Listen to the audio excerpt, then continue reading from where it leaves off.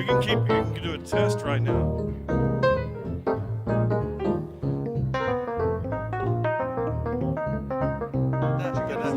I can't hear myself. Huh? Can you hear it?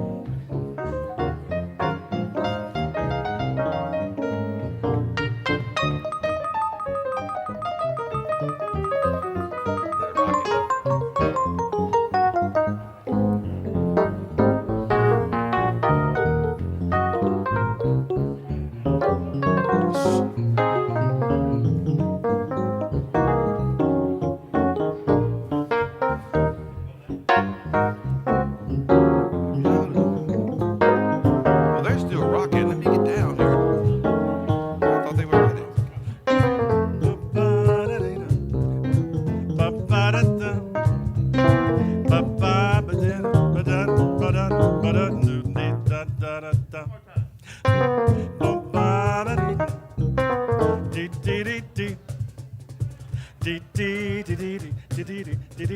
One more time. Come on, Emily.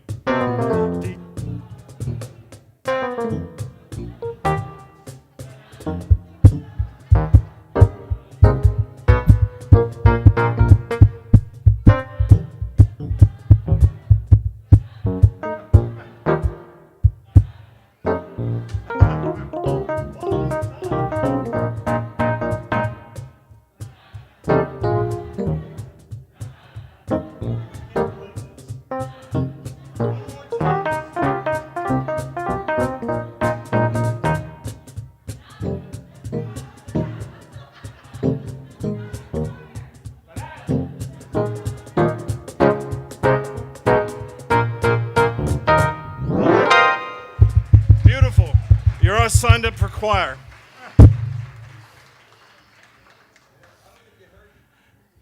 Well, I don't think they're hearing you right now, maybe. Then, are you hearing me? Oh, there you go. There you Okay, go. he There just you go. said you all are now inducted into the choir. That's right. You just signed up. That was your audition. We'll see you Tuesday or Wednesday night. It's your pick. But just talk to me or David before. Okay, sorry. You know he's serious, right? Well, welcome all souls. Welcome, welcome, welcome. Let's see, here at the point, let me introduce myself first of all. I'm Minister Randy Lewis. I'm the assistant minister here at the church, and I'm joined with Marlon Lavenhart today, who will be delivering the message entitled Dear Universe. And so I do want to welcome all of you here to The Point. Absolutely. Here at The Point, agnostics, atheists, humanists, and all kinds of seekers gather in community. No matter what you believe or don't believe or where you come from, you are welcome here and you are loved. That's right. Like I said, I am Minister Randy Lewis. I'd like to welcome all of you here today. Besides Marlon Lavenhart, we'll also be joined by our RE director, Shannon Boston, who will read the story for all ages today entitled The Everything Seed. And we're going to have some incredible music by none other than Marlon. You're on my mind, man. Big three. Then Matt, and what do you call yourselves? Well, Slick Rick. Slick Rick, Matt Edwards, and David Smith. You already heard it. So, and of course, including you. So, let's see. Now, this is your first time joining us. May I see your hands? For the first time. It's your absolutely first time. Welcome, welcome. Y'all give it up for our first timers. We don't ever want to embarrass you. But there is a gift for you out in the foyer when you leave today. Make sure you stop by their welcome table and pick up this gift for you. All right, now at this time, would you please join us in saying our covenant? Love is the spirit of this church, and service is its law. This is our great covenant, to dwell together in peace, to seek the truth in love, and to help one another.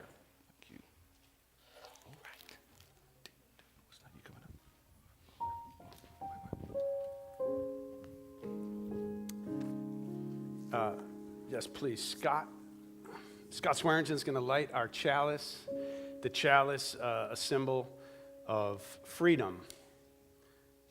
The flame of freedom, and combined with the cup of community. Freedom in community. That's what we have here. And we light this chalice today with the idea that let it remind us of the first spark that created all life. I don't just mean the beginning of the year, I mean the beginning of everything, of which we are a part. May this flame remind us that we are all one with each other and with all nature. Let us begin our service together.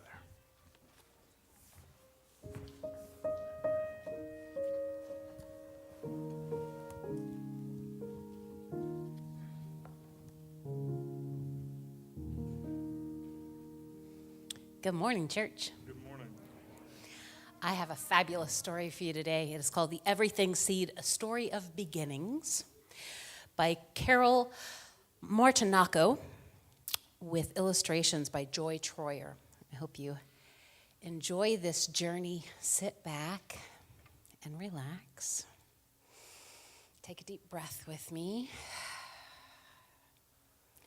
and think. Have you ever watched a seed grow? Have you ever noticed how it begins so small, so still, so quiet, like a gift waiting to be opened? And how slowly it wakes up and begins to unfold, growing into something larger and larger and larger? Then you know that whatever comes from a seed usually ends up looking very little like the seed it came from, which is also true of the very first seed. Once, long, long ago, way before the beginning, so long ago that there was no such thing as time, because there was no one there to count it. Everywhere was a huge, deep, mysterious place, like something waiting to happen. And there were no stars and no sun and no moon. There was no place like Earth. Not a drop of water or a single tree or rock or flower, and no living beings anywhere.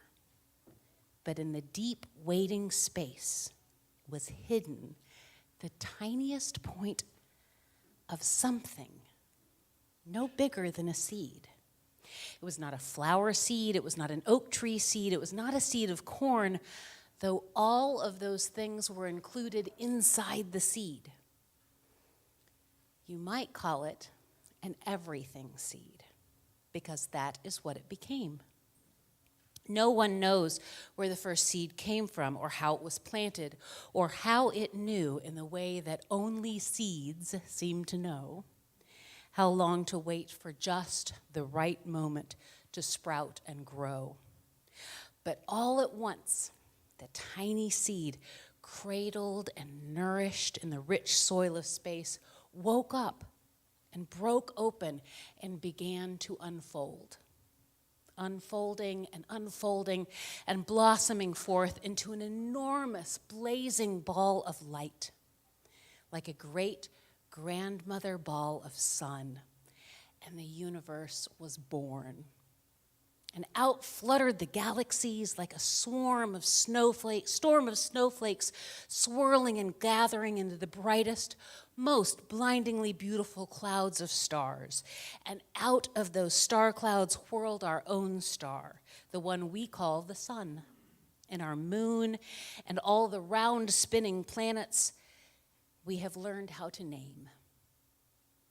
And this is a secret of that tiny seed. You and I were there in the very beginning. Just as the idea for each leaf on a big oak tree lies hidden inside an acorn. We were there with all the stars and planets and all the rocks and oceans, plants and animals and people. Everything that is now, ever was or ever will be, was inside that first tiny seed. So whenever you hold a seed in your hand and wonder what it could become, imagine how you and all that is here once came from the tiniest speck of an everything seed before it sprouted and grew, long, long ago, in the way back beginning of time. Now, if this were an ordinary story, it would end right here, but this story of the universe keeps unfolding. What once began in a blazing blossom of light continues every day. New plants and animals appear on Earth. New stars sprout open in the deep soil of space. Seeds of many kinds are scattered everywhere to help us remember. And new people are born every day with a spark of that first light still alive and burning deep inside, waiting, like the everything seed, to shine in ways yet to be known.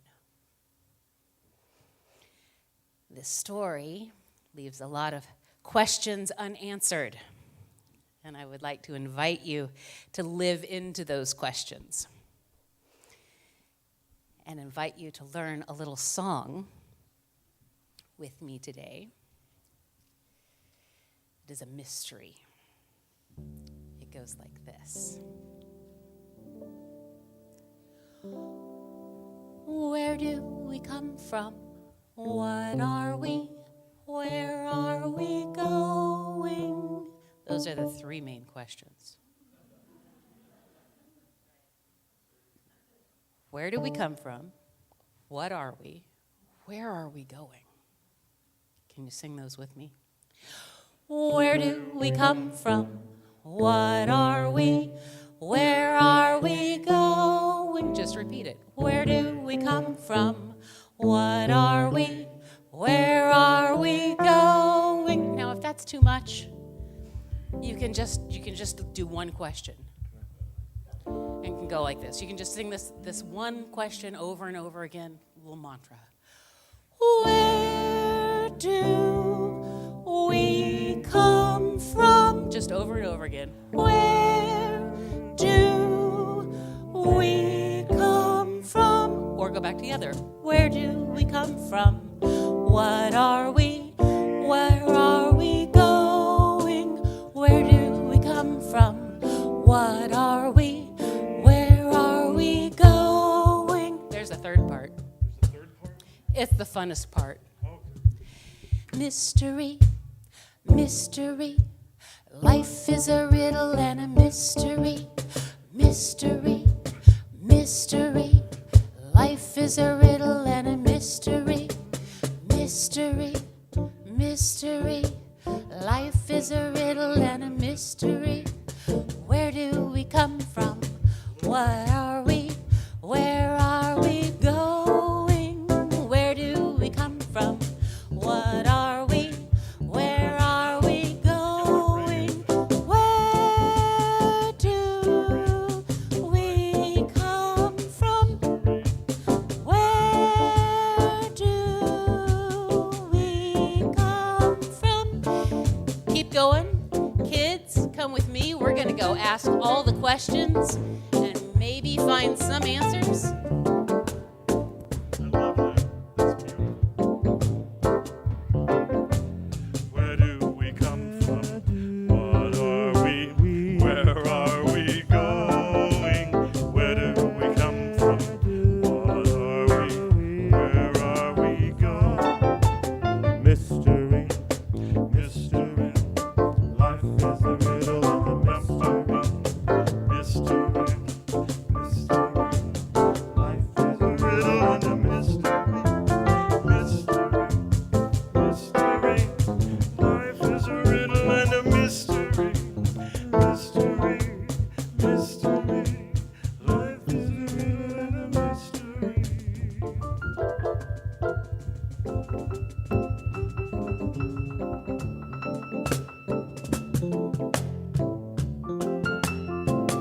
is a riddle and a mystery.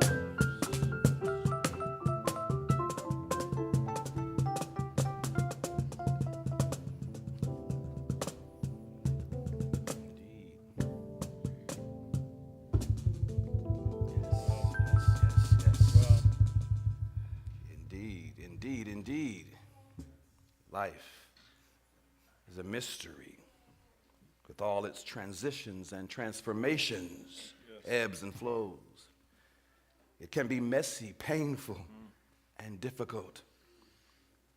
At times, we may feel overwhelmed and anxious, wondering how we might make it through. In those times, we are reminded that although life may come with its difficulties, heartbreak, and pain, it also shows us much love, great beauty, and possibility, and new beginnings. We must embrace it all, for we know that after every storm, clear skies will appear again. Condolences to Elaine and Shauna Height and family on the loss of Elaine's mother, Margie Holman, who passed away January 1st. We light a virtual candle for William Paddock in memory of Ted Paddock. We hold space for member Clarence Garrison, whose mother, Freddie Garrison, died last Friday in Colorado. Condolences to longtime member Floretta Reed on the loss of her eldest brother, Herman Kirby, who passed away January 4th. Condolences to Allison Gary on the loss of her father, Calvin Nichols, who passed away this morning. We celebrate with Imogene White on the birth of her great-great-granddaughter, Lennox Yannick. May we find strength. May we each find strength in the hour that we need it most. Let us continue to hold each other in our thoughts and intentions, having our hearts warmed by this affirming community of courageous love.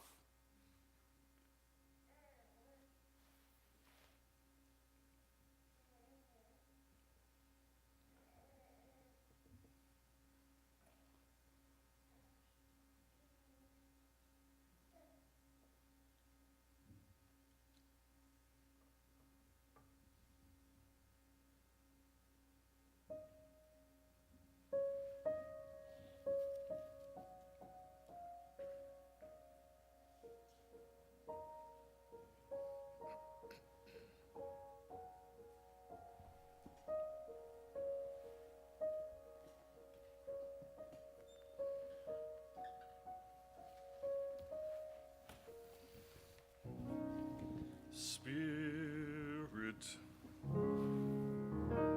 draw near.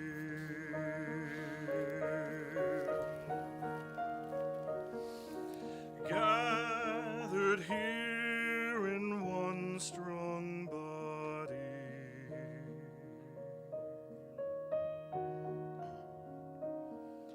Spirit, draw near. Mystery, mystery, life is a riddle and a mystery.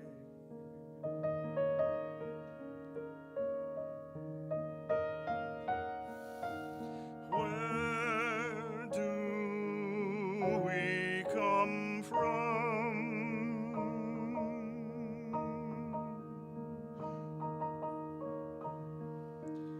Gathered here in the mystery of the hour.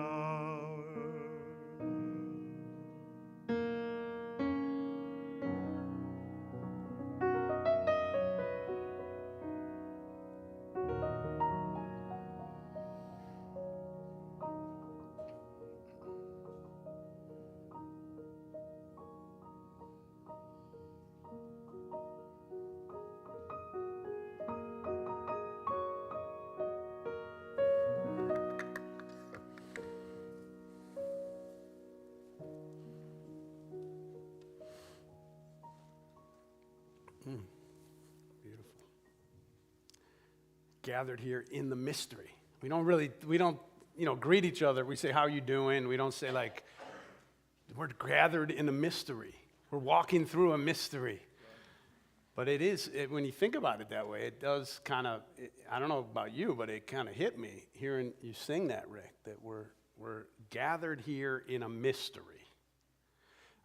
Somebody said, in order to know a person, you need to know their origin story. You think about the superheroes, Marvel superheroes and all, they all have an origin story. How did Superman become Superman? How did Spider-Man become Spider-Man? We all have these origin stories. If you think about Christmas is like the church's origin story for Jesus. And Genesis, the book of Genesis in the Bible is the Jewish origin story. Where do we come from? Now, evolution, though, is the cosmos's origin story. And origin stories tell about a series of events that shaped who a person is. It's the key moments and often traumas that form us into who we are. We all have an origin story. And we often know each other better if we know something about the origin story of who we're with. To quote a very well-known Bible verse, we are stardust, and we've got to get ourselves back to the garden. Actually, that's not a Bible. That's right. That's Joni Mitchell. That's a Joni Mitchell song. Thank you. I'm glad you were here to remind me. But I've always liked that song because, it combines we are stardust, the evolutionary idea of how we got here, with, you're so smart, Linda. I'm glad to know that you listen to. Some people know it as a Crosby, Stills, Nash and Young song too. But it combines this evolutionary idea of we are stardust with, I think what it's referring to is that Bible idea of to get us back to the Garden of Eden from the Genesis origin story from the Bible. I still have to remind myself sometimes that we are among the very first people to know, to have actual data and information about the vastness of the universe. Most of the generations that came before us had no idea what we know and what we can see. With the invention of space telescopes and the advances in astronomy, the old religious stories no longer make sense as literal descriptions of history or how we got here, how the world came into existence. Now, we could still glean a lot of wisdom and psychological sustenance and cultural mores from these stories. There's so much in them. But we now have empirical data that shows us that the ancient religious stories are not history. They're not astronomy. They can be astrology sometimes.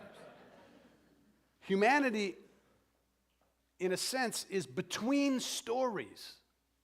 We're between the old stories that people used to make sense of their lives, and then some new story that we're starting to learn about who we are and how we got here. And then how do we make sense of that? If this isn't how we got here and why we're here, and this is how we got here and why we're here, then how we got here, then why are we here? And what are we doing, and what are we supposed to do with our lives? Now, a lot of people still cling to these religious stories as if they're history, as if they're literal. But it seems that more and more people every year are starting to realize that the religious stories, they're cultural tales rather than factual ones. And as humans, we need stories to understand who we are and what we're supposed to be doing. It seems like all other animals, all other creatures seem to know what they're supposed to be doing. But we need stories to help us figure it out for whatever reason. That may be the subject of another message someday about why we need to do that. But it's like the other animals have it programmed in their DNA. If a tornado or a forest fire comes, all the other animals run away. We're like, oh man, some of us are like, wow, what is that? We go towards a tornado, especially here in Oklahoma. It's like all other creatures seem to know. But throughout time, there have been a lot of creation stories because peoples have needed to understand their world. Do you know there were over 100 creation stories here in North America among the indigenous people before Europeans and others came? And then since so many peoples from all over the world have come, there's now thousands of creation stories coming from hundreds of lands and cultures from all over the world. Of course, each story uses the flora and the fauna of the place where they are to try to describe what the world's like. So in North American creation stories, you'll find buffalo and rabbits and deer. In Middle Eastern creation stories, you'll find sheep and shepherds and pharaohs and olive trees. In Asian creation stories, you'll find elephants and monkeys and lotus flowers. Because people used what they know in order to try to understand what they don't know or didn't know. Now, this has led to a lot of clash of cultures where one's like, well, we got the right story, you're telling a different story, you're leading people astray. And people have fought and killed each other over these stories. The Christian missionary who went to India marveled in disbelief that these people have gods with an elephant head, and it looked like a monkey. While the Indians were wondering to themselves, scratching their heads, wondering why Europeans worship a god as a bloody dead person nailed to a tree. Nevertheless, we all have a strong need to understand. And as the song says, where do we come from? Who are we? What are we? Where are we going? What are we supposed to be doing? And because you and I are alive now, you and I know that we're stardust. That the atoms that make up our bodies come from exploding stars. We know that all the hydrogen that exists in the world was created over 13 billion years ago. Our bodies are over 70% H2O, hydrogen and oxygen, meaning that a large percentage of the atoms in our bodies are 13 billion years old. You might have felt old before you came in this morning. We know that the carbon and all the oxygen that's around us and in us was formed from exploding red giant stars. We're made of star stuff. Now these images, have you seen these images from the new James Webb telescope? They're family photos. These are our ancestors. As my colleague Forrest Church liked to say, the world was pregnant with us from the moment it all began. All the raw material that existed in that first moment of creation, and it's been forming and reforming and growing and expanding over billions of years. The hydrogen in your body, in my body, was once in, some of the atoms were once in dinosaurs 100 million years ago. Just think about that. And who knows what other amazing creatures and phenomenon these atoms once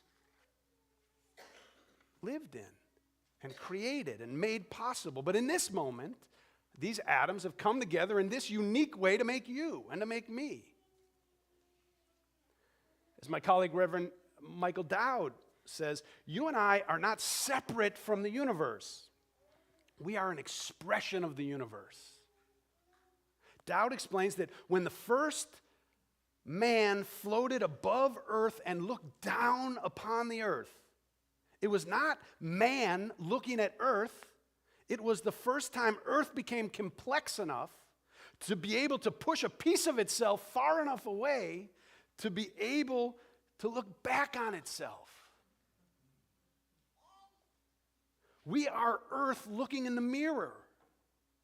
We are creation that has finally become conscious of itself after billions of years. The cosmologist and author Brian Swimme says 4 billion years ago, the earth was molten rock. And now it sings opera and hip hop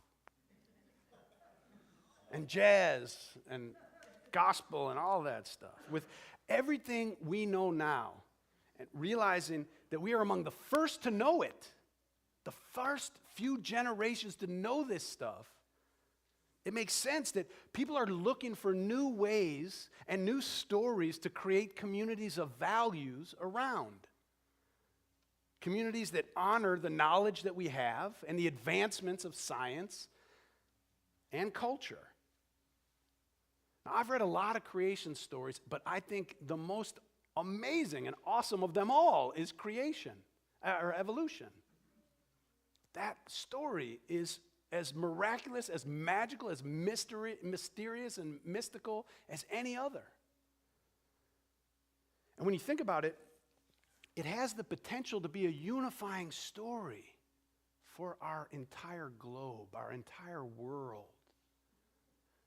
In the old idea, the various religions competed and fought with each other because they felt that their story was true, and so everyone else's had to be false and wrong and misleading. But with this new understanding, every creation story can have great cultural value without any one of them having to be right.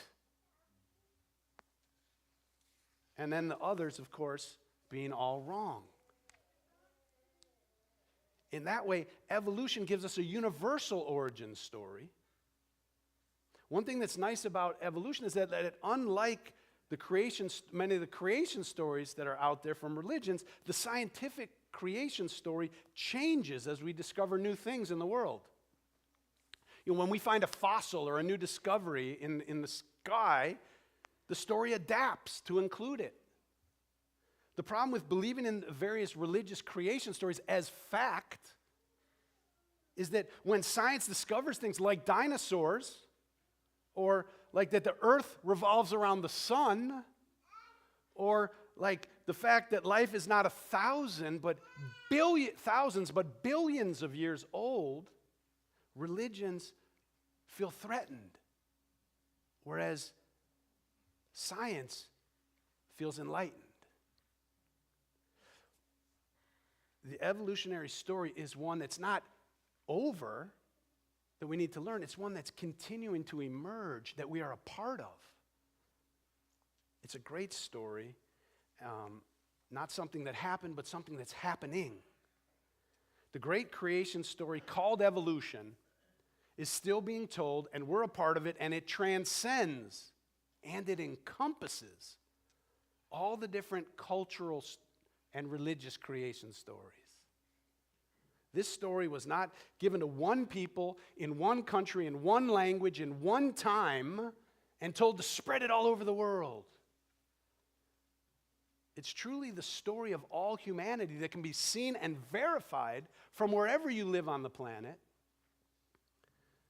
And it includes not just people, but animals and plants and all life as one creation. And the more we learn, the more amazing it is. For example, we know that when we look up at the North Star in the night sky, that it could have burned out in the 14th century, and information of that happening has not yet arrived. Because it takes that long at the speed of light for us to see it. We know now that the closest star that we can see with our naked eye, Alpha Centauri, when it reaches our eye, it left 4 years before at the speed of light. It could be out 3 years ago and we're still seeing it. And then that's the closest star. But the farthest ones that we can see with the naked eye began their journey more than 1 million years ago. They could have gone out a long time ago. We just don't know it. When we consider the incredible vastness of the universe and how much time, it really puts into perspective our little bodies and lives and the short time that we have. And it's kind of an ego destroying kind of a thing, you know. The ego, it's hard for the ego to walk around being like, well, I know how this all works and why we're here and what we're supposed to be doing because I'm so smart, I understand everything. You realize that we are like a tiny speck of dust on a small little blue bead circling around in infinite space, arguing with one another over whose story is the right story. And we're going to kill, and sometimes killing each other over it. It's ridiculous. And evolution helps us remember. There are, it says, millions of stars, and our sun is a small one, millions of stars for every one person on earth. There's like 9 billion people on earth, times millions of stars each. This is enormous world that we live in, cosmos. What I find most amazing about the story is that it doesn't tell of one chosen people or one people who are saved and everyone else is not. It's everybody's story. We're all included, not just us, but the animals and the plants and everything. And even the question of God isn't denied or proven. So there's room for atheists and agnostics and believers of different kinds to all embrace the story. Mystics and skeptics. Now, the fear that I hear from religious fundamentalists, and I hear it because, being a Unitarian Universalist minister, I get into these conversations, and folks are afraid. They think I'm sending people to hell because I'm not teaching the true Word of God. But there's some, they think that if people don't believe in God, they're just going to become immoral and violent and unjust. But, there's some cognitive dissonance in this perspective. Because many of these religions have been around for centuries. Then despite people's belief in God, and often because of it, we have seen a lot of violence and domination and injustice and oppression. So belief in God or in religion has certainly not rid the world of violence and injustice. The question for today is whether there are ways that the story of evolution can help to inspire people to live more peaceful, moral, and equitable lives. Is it a story that's big enough and provides enough information for us to actually base our lives on? And our morality and our ethics. I can think of 3 ways that an evolutionary view can lead us to a more just and peaceful world. First, with evolution, we understand ourselves as a part of the whole of existence. We're not separate. We're not supposed to dominate. It's not here for us. We're a part of it.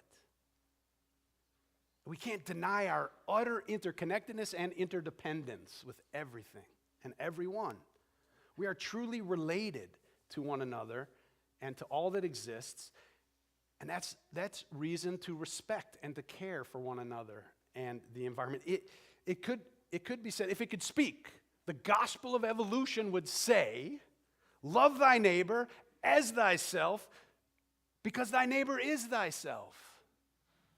And you're also one with the planet and the plants and the animals.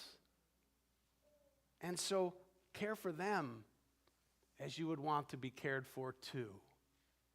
As human beings, well, a second thing, the interconnectedness, the interdependence, the sense of oneness, right? That's part of the evolutionary story. And then a second one is the idea that we are co-creators. As human beings, we can help to create governments, buildings, bridges, the internet, poetry, culture, churches, as well as gas chambers, weapons of mass destruction, implements of torture, cluster bombs, and mass graves. We have the power to create things that support life and dignity, and things that destroy life and demean others' dignity. It's an incredible responsibility. We're not just participants in a world created by others. We co-create the world we live in. So the gospel of evolution, if you will, doesn't claim that someone else is in charge, is going to come down and fix everything, or has created a perfect system that is going to take care of itself. It's up to us to care for the planet and for one another.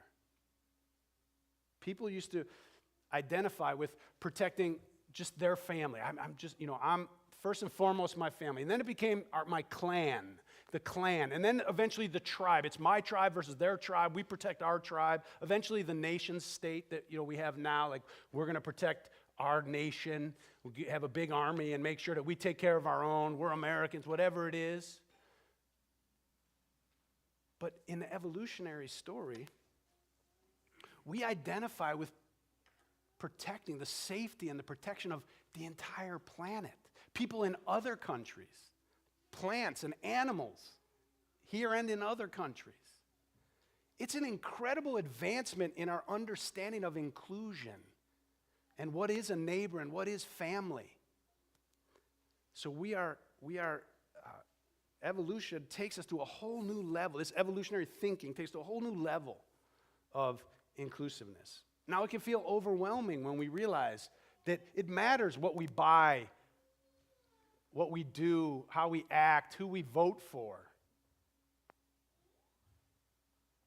But it does. And the story tells us that. And a third part of the story of evolution, or this evolutionary mindset, if we're going to use this as a story that can help guide our lives and understand ourselves and what we're supposed to be doing in it, is that the story is a story of cooperation, increasing cooperation. The way that exploding stars turned into rose bushes and giraffes and pomegranates and people who love and who learn is the story of increasing cooperation. At each stage of development, those parts of existence that learned how to cooperate with others in a more and more complex structure survived. Imagine there was a time when there was just an existing single cell, there were just single cell organisms. There was a point at which it was all just single cell organisms.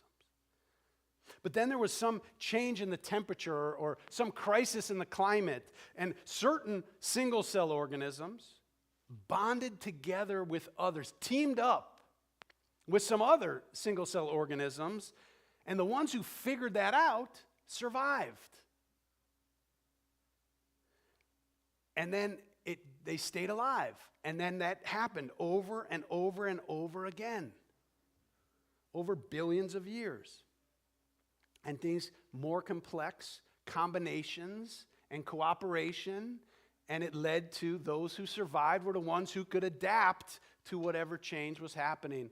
And the thing is that this isn't just a story. Evolution tells us that that's the way life works. Those who cooperate survive, and those who don't die out. And so when you think about this, we don't just have like 1,000 years of data or 6,000 years of data. We don't just have 1,000,000 years of data. We have billions of years of data telling us that those organisms that learn to cooperate in more complex structures survive.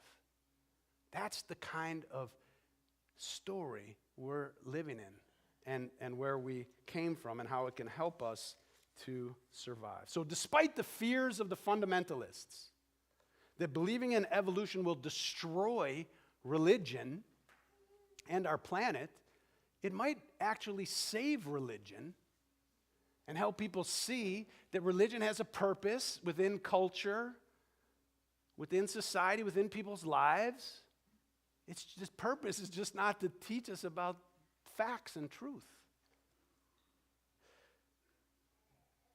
It can help us learn religions can help us learn how to care for one another. So can evolution teach us and inspire us to care for our earth, to be co-creators, to take responsibility for one another and for the whole planet. It encourages us to work together for greater and greater cooperation as a means of survival, because Story has consistently told us that that's what we need to be doing. What it means is that we need to develop some new ways of being human, new ways of creating community, new ways of being a society. And this requires creativity.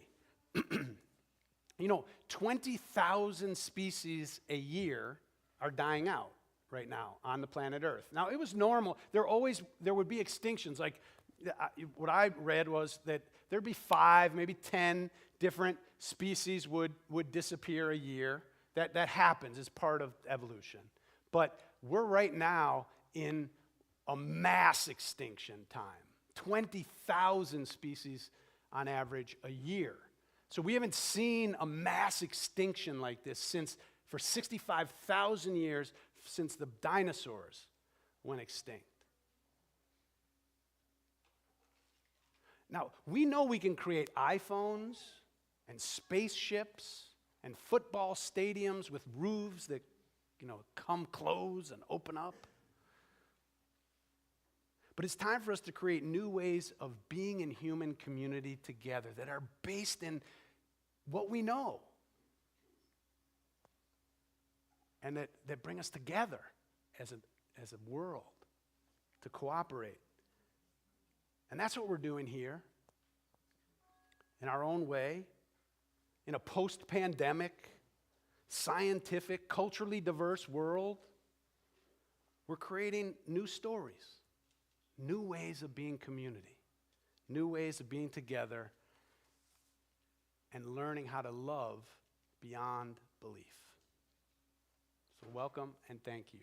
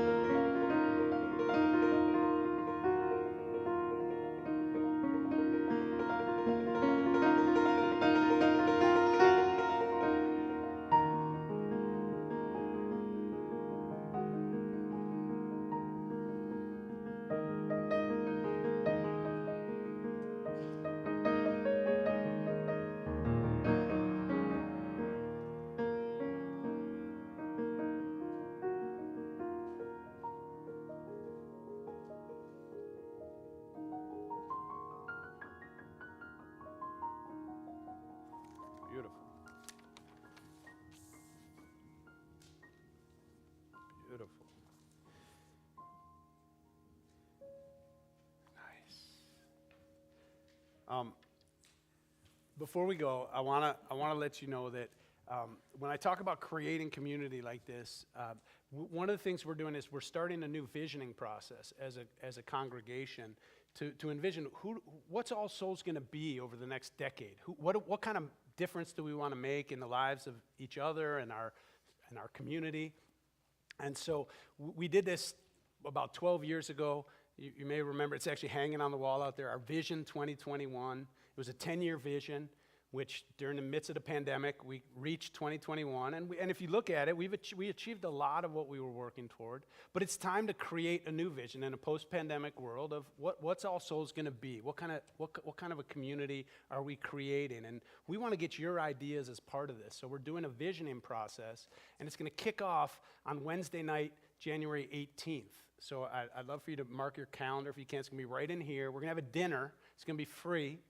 A free dinner from a Lotte Cafe owned by one of our members, Libby Billings. And so we only have room, I think, with the dinner and all the program for about 100. So So please go on to the website, our website, and register if you want to be here, because we want to make sure we have enough food for everybody.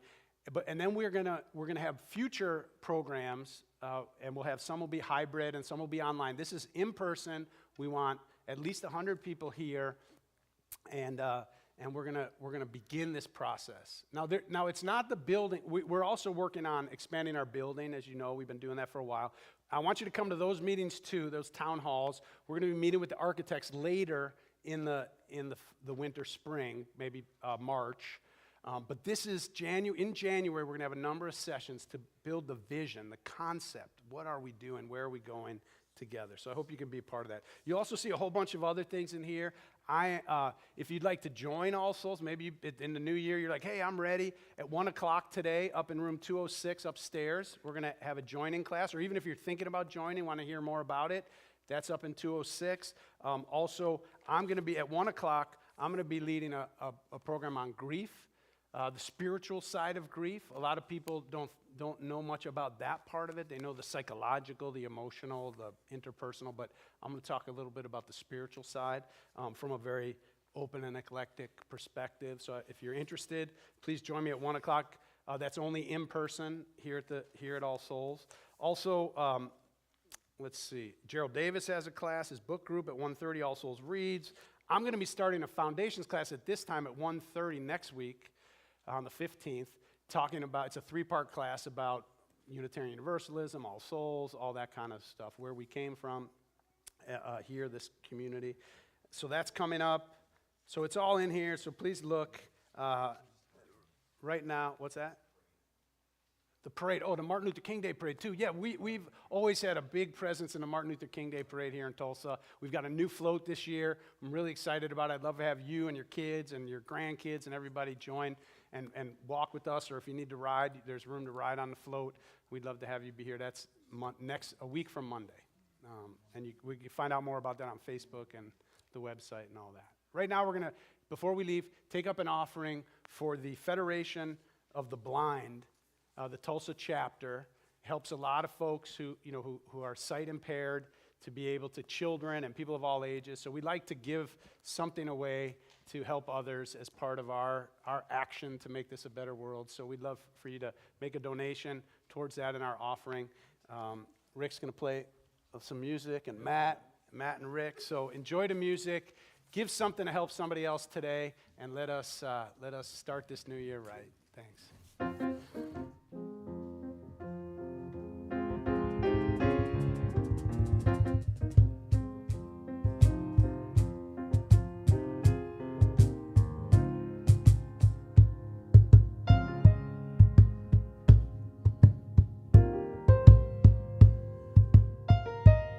Wish you could see him better, actually.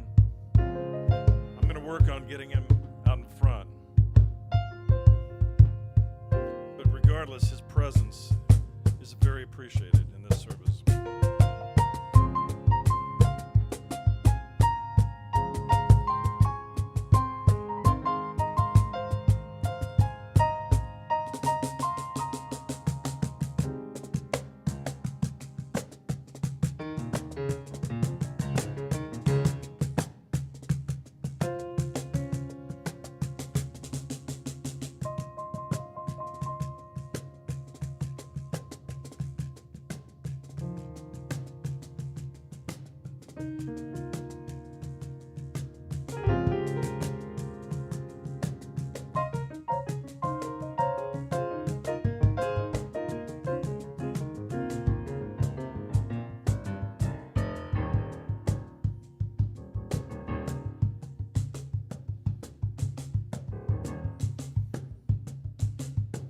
I need a camera, right?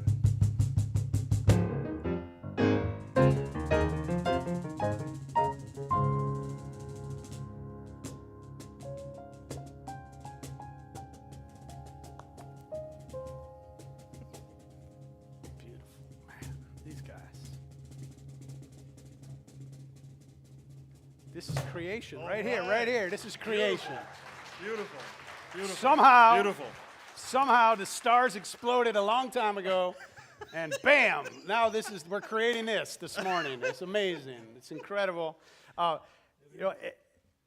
as you go forth into this day, whether you come to my class at 1 o'clock or not, whether you come to the joining class at 1 o'clock or not, we may not know exactly where we came from. We may not know exactly where we're going, but I hope that we can go there together, wherever it is, and we can make this world a little bit better with the time we have. So may you go in peace, have courage, hold on to what is good, and return to no person evil for evil. Strengthen the faint-hearted, support the weak, help the suffering, but most of all, honor all life. Until we meet again, thanks.